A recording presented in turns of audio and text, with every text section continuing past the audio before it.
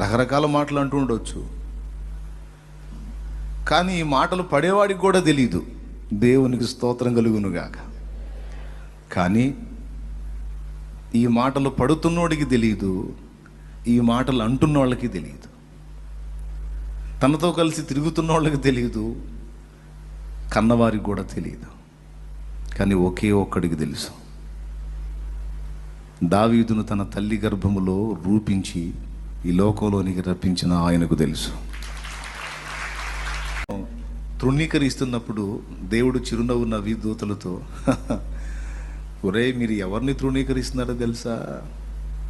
ఇశ్రాయేలు మొత్తానికి రాజులరా. కొన్ని కార్యాలు మనం చూస్తున్నప్పుడు చాలా విచిత్రంగా అనిపిస్తుంది.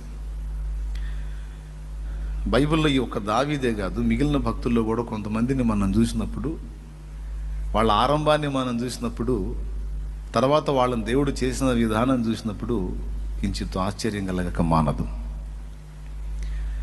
వాళ్ళ మధ్యలోనే తిరుగుతున్నాడు. తండ్రి పిలుస్తాడు, రాయ్ దావీదు రానాయన అని ఓ పని చెప్తాడు. అన్నలు పిలుస్తారు, పెద్దన్న పిలుస్తాడు, వీడేడి దావీదు గాడేడి అనో, లేకపోతే దావీదు ఎక్కడ్రా అనో. అందరూ పెద్దోళ్లే కదా, తండ్రి పెద్దోడు, తల్లి పెద్దది, అన్నలు పెద్దోళ్ళు, అందరూ పెద్దోళ్లే. చిన్నోడు మీద పెద్దోళ్ళు అందరూ పెత్తనాలు చేస్తారు. ఆ బజారుల్లో వీధుల్లో తిరుగుతున్నప్పుడు మరి దావీదుని అందరూ చతురుగా మాట్లాడుతూ ఉండొచ్చు. స్నేహితులు దావీదు మీద పడి గిడి ఆటలాడి ఉండొచ్చు. తన స్నేహితులతో కలిసి ఆ పొలాల్లో ఆటలాడుకొని ఉండొచ్చు, గంతులు వేస్తుండొచ్చు, కొండలు గుట్టలు మెరకలు ఎక్కుతుండొచ్చు, చెట్లు ఎక్కి దిగుతుండొచ్చు. తన బజార్లో ఉన్నటువంటి ప్రజలు, తమ వీధుల్లో ఉన్నటువంటి ప్రజలు దావీదుకు పనులు చెప్పి ఉండొచ్చు. ఒకవేళ ఆ మంద వెళ్ళి ఎవరి పొలంలోనన్నా పడితే ఆ పొల యజమానులు దావీదును తిడుతూ ఉండొచ్చు. ఒక్కసారి ఊహించండి, ఒకవేళ తన స్నేహితులు తన మీద పడి ఆటలాడుతుంటే ఇశ్రాయేలు రాజు మీద పడి వారు ఆటలాడుతున్నారన్న సంగతి వారికి తెలియదు.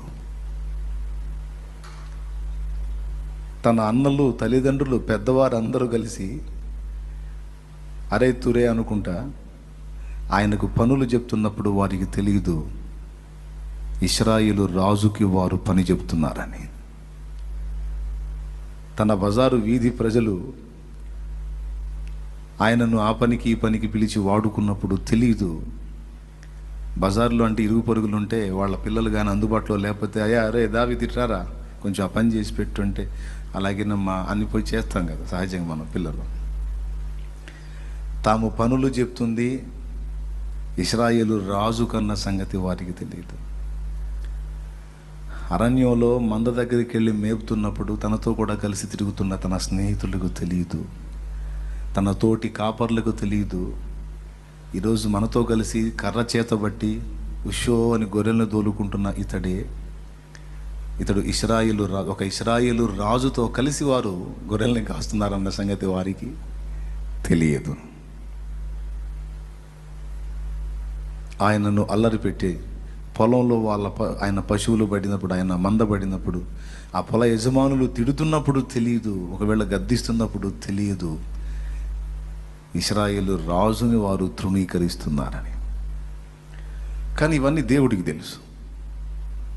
దేవునికి స్తోత్రం కలుగునుగాక. ఆయనకు తెలుసు. నాకు తెలిసి నేను అనుకుంటాను ఆయన చిరునవ్వు నవ్వుకుంటాడని.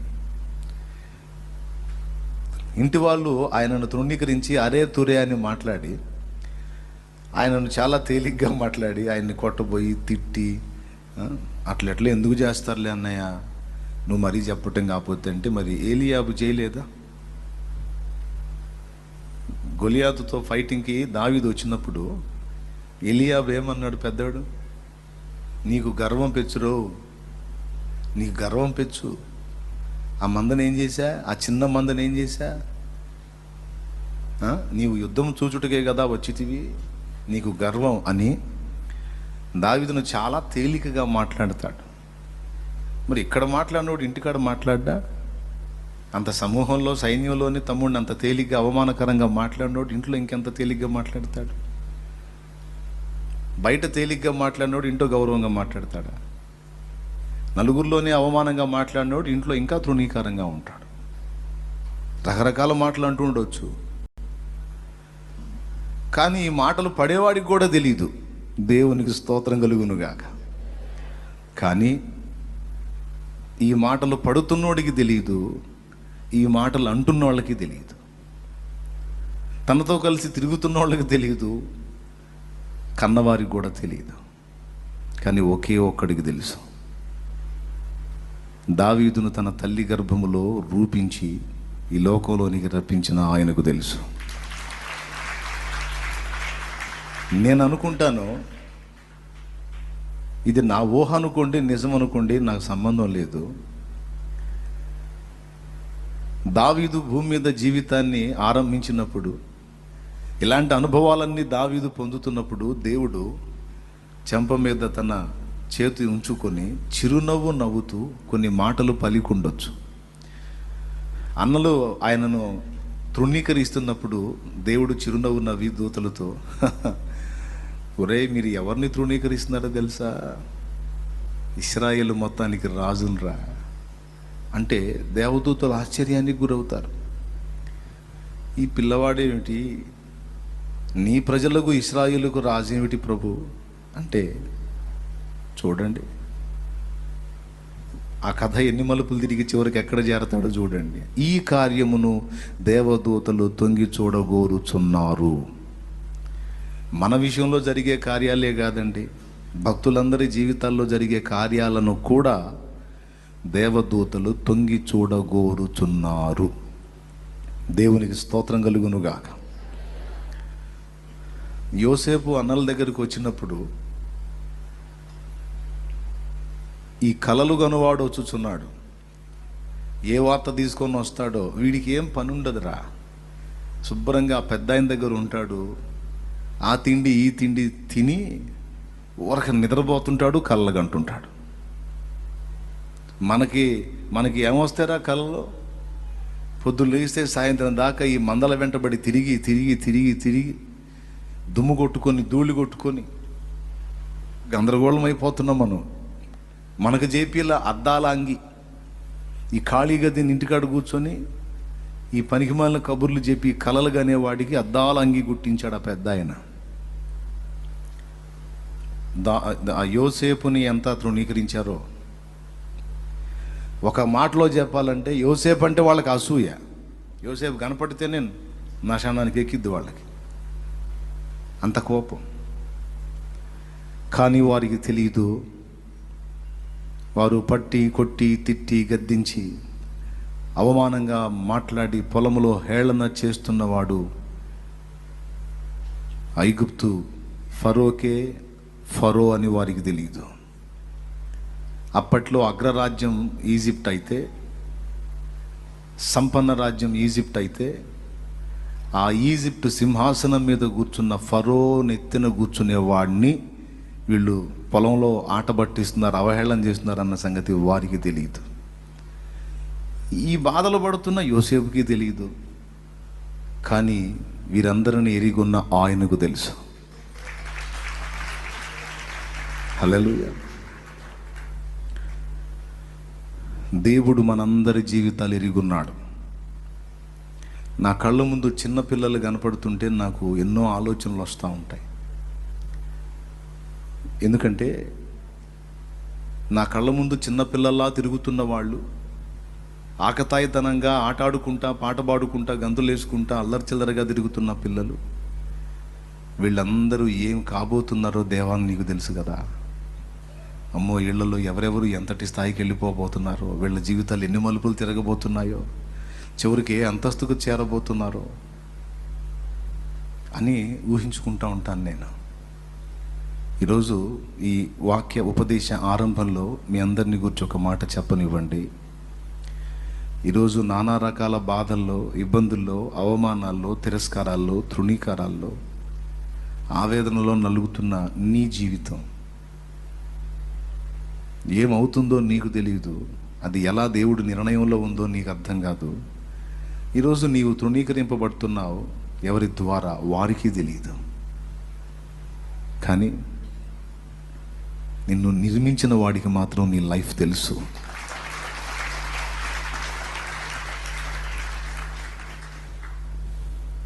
ఏమండి, ఆయన నవ్వుకుంటాడు నీ జీవిత ఆరంభంలో నువ్వు పడుతున్న మాటలను బట్టి.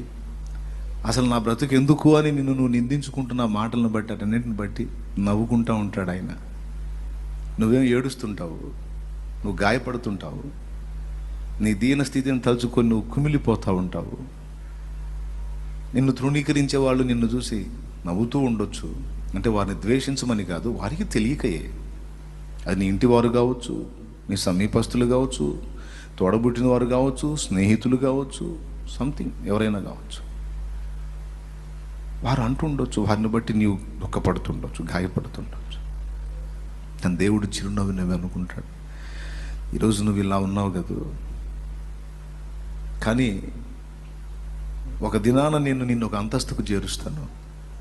ఆ స్థితిలో నువ్వు ఉన్నప్పుడు వాళ్ళు నిన్ను చూసి, ఇప్పుడు దావీదును చూసి ఏమనుకుంటారు?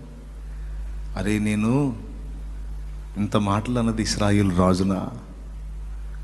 అయ్యో, ఇతడు ఇశ్రాయేలుకు రాజుగా దేవుడి చేత నియమించబడ్డాడని నేను ఎరుగనే.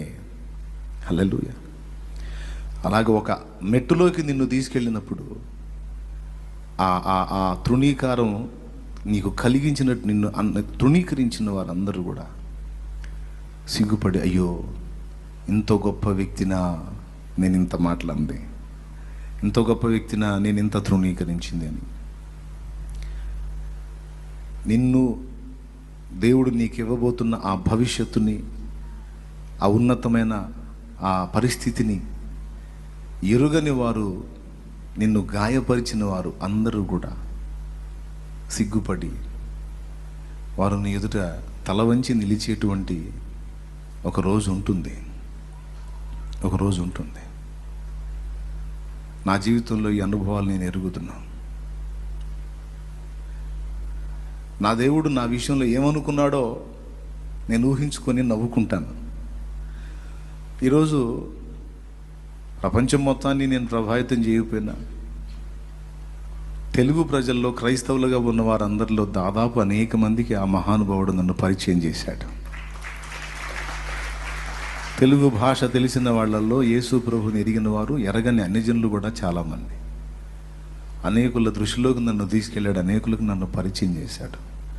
ఇందులో పెక్కుమంది షాలేమురాజు ఒక ధన్యుడు, షాలేమురాజు అనేవాడు ఒక ధన్యుడు, వాని జీవితం ఒక ఆశీర్వాదకరమైన జీవితం అనుకుంటారు. కానీ ఇప్పుడు అది కానీ ఏమి తెలియక చదువు 13 ఏళ్ల ప్రాయంలో మానుకొని కుటుంబంలో ఆర్థిక సమస్యలను బట్టి ఈ ఊరు నుంచి ఇంకో ఊరు వెళుతున్న బస్సులో ఎలా దిగాలో తెలియక చార్మినార్ ఎదురున్నటువంటి ఒక చౌరస్తాలో పోతున్న బస్సులో ఈ చేతిలో క్యారేజీ, మెడలో కండవ, ఈ చేతిలో వస్తువులు ఇవన్నీ కలిగి ఉండి నన్ను పనికి తీసుకెళ్ళిన వాడు పోతా ఉన్న బస్సులోంచి అలా దిగి వెళ్ళిపోతే నాకు దిగటం చేతగాక 13 ఏళ్ళు. ఇలాగ బస్సు అడిగిపోతే ఎటు తీసుకెళ్తుందో తెలియదు, నాకు ఏమీ తెలియదు, కొత్త అని ఎగిరి దూకి ఆ బస్సులోంచి పోయే బస్సులోంచి ఎగిరి దూకినప్పుడు ఆ నడి రోడ్డు మీద నేను బోర్ల పడినప్పుడు కొంతమంది నవ్వి ఉండొచ్చు. వాహనాలు వచ్చి నా ప్రక్కన ఆగినాయి, ఈ ప్రక్క డొక్క దగ్గర ఆగినాయి. ఈరోజు ఇక్కడ ఈ బలిపీఠం మీద నిలిచి మాట్లాడుతున్న వీడిని ఒక్కసారి అక్కడ ఊహించుకోండి. మీరు ఊహించుకోండి ఒక్కసారి. ఈ చేతిలో అన్నం క్యారేజీ, మెడలో కండవ, 13 ఏళ్ల పిల్లవాడు హైదరాబాద్ చార్మినార్ ఎదురున్న చౌరస్తాల్లో నడి రోడ్డు మీద బోర్ల పడిన సన్నివేశం ఊహించుకోండి.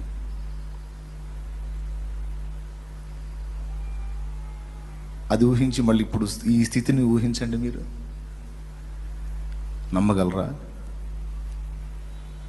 నమ్మలేరు, కానీ నిజం అది. నేను ఊహించలేదు ఇది, కానీ ఇది ఆయన ప్రణాళిక.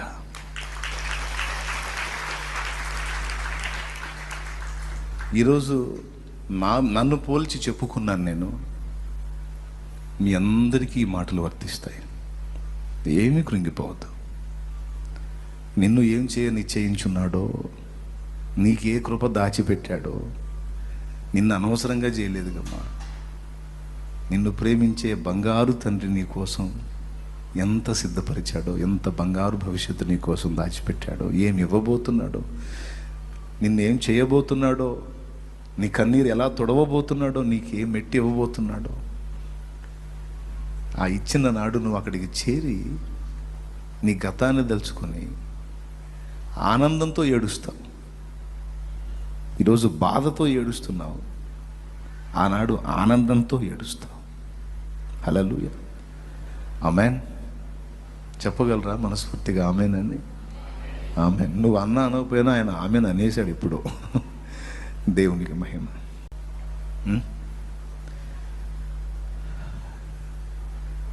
యోసేపును చూసుకుంటే, పోతీఫెరో ఇంటో బరువులు మోస్తున్నప్పుడు దేవుడు నవ్వుకొని ఉండడా? పోతీఫెరో, నువ్వు ఎవరి చేత బరువులు మోపిస్తున్నావో తెలుసా? మీ అందరి రాజైన ఫరో నెత్తిన కూర్చునేవాడితో నువ్వు నెత్తిన బరువు పెట్టి మోపిస్తున్నావురా. చూడు, దేవదూతలు వచ్చి, దేవా ఇది ఎలాగూ జరుగును? ఈ బానిస ఫరోకే ఫరో ఎలా అవుతాడు? చూడండి, ఈ కార్యమును దేవదూతలు తొంగి చూడగోరుచున్నారు. ఈ బానిస అబ్బాయి, ఏమీ తెలియని అజ్ఞాని అబ్బాయి అసలు ఫరోకి ఫరో ఎలా అవుతాడు? ఈ మాట ఎందుకన్నాడు? ఇది ఎలాగ జరుగును? ఇది కూడా దేవదూతలు తొంగి చూడగోరి ఉంటారు, చూసి ఉంటారు. చివరికి మలుపులన్నీ తిరిగి, ఆ కథ చిత్రమైన మలుపులు తిరిగి, స్తోత్రం, యోసేపు ఆ సింహాసనం ఎక్కినప్పుడు దేవదూతలు ఏం చేసి ఉంటారు దేవుని ముందు? సైన్యములకు అధిపతి యగు దేవా, నీ కార్యములు ఎంత గంభీరములు తండ్రి, నీవెంత ఆశ్చర్యకరుడు నాయన. విచిత్రమైన మలుపులు తిప్పి నీ దాసుని అక్కడికి చేర్చావే. ఏ భక్తుని గురించి చెప్పినా ఇది ఎలాగూ జరిగిన ఆశ్చర్యమేగా. కానీ జరిగినప్పుడు దేవునికి మహిమ. కానీ ఇది నిజం. ఇలా జరిగిద్దా, ఇలాంటి సంభాషణ జరిగిద్దంటే దానికి రిఫరెన్స్ ఉంది. అహబు జీవితాన్ని గురించి పరలోకంలో సంభాషణ జరిగినప్పుడు దేవదూతలు ఉన్నారు. ఏబును గురించి పరలోకంలో సంభాషణ జరిగినప్పుడు దేవదూతలందరూ ఉన్నారు. భూమి మీద వ్యక్తులు, భక్తులు, వారి జీవితాలను గురించి పరలోకంలో సంభాషణ జరుగుతుంది. భూలోకములో నీ గురించే సంభాషణ జరుగుతుంది అంతే. అసలు నీ దృష్టికి నువ్వు ఒక విలువ లేని వ్యక్తివి. నీవు నా అనుకున్న వారి దృష్టికి కూడా నువ్వు అంత గుర్తింపదగిన వ్యక్తివి కాదు. కానీ నీ విషయమై పెద్ద సంభాషణ జరుగుతుంది అక్కడ. ఇది నమ్మగలవా నువ్వు? ఇది నమ్మగలవా? నీ గురించి హాట్ టాపిక్ అక్కడ. ఊరుకన్నా, నా గురించి ఎవరన్నా? అరే నిజం నేను చెప్పేది. ఇక్కడ నువ్వు స్త్రీవా పురుషుడివా, నీ ఏజ్ ఎంత, ఇవన్నీ కాదు. దేవుని ద్వారా నిర్మించబడ్డ వ్యక్తులలో నువ్వున్నావు. నువ్వంటూ ఉనికిలోకి వచ్చింది ఆయన వల్లనే.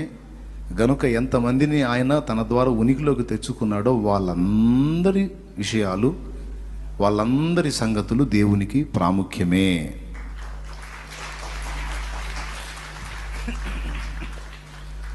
ఒక తోటలో 100 చెట్లు నాటాడు. 10 చెట్లే చూస్తాడా? తోటమాలి చెట్టును చూస్తాడా? ఇప్పుడు కొట్టండి చప్పట్లు. అది చెట్టుని చూస్తాడు, ప్రతి చెట్టుని చూస్తాడు. దాన్ని బట్టి ఊహించు, నువ్వు కూడా ఆ తోట చెట్లలో ఒక చెట్టుగా ఉన్నావు. నీ గురించి కూడా ఆయన సీరియస్గానే ఉంటాడు. నీ గురించి కూడా సీరియస్గానే ఆలోచిస్తాడు ఆయన. సంభాషణ ఉంటుంది. ఎంతమంది వ్యక్తులు ఏమండి అత్తగారింటికాడ ఉన్నాడు, మామగారింటికాడ, ఏమ్మాయి మీ ఆయనకి గొర్రెలు మేపటం కూడా తెలిచావనట్టుంది,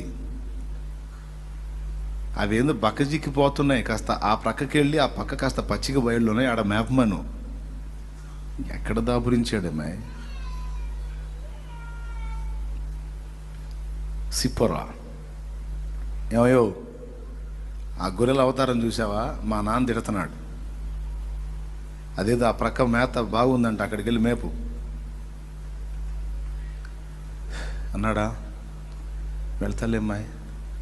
ఏందో ఏమో మరి, అసలు నీకు ఏ పని చేతగానట్టుంది.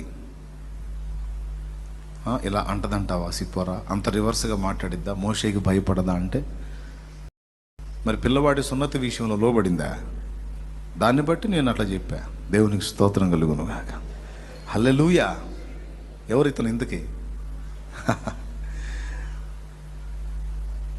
సముద్రాన్ని దైవశక్తితో పాయలుగా కొట్టే వాడితో వారు ఈ మాటలు మాట్లాడుతున్నారని వారు ఎరుగుదురా?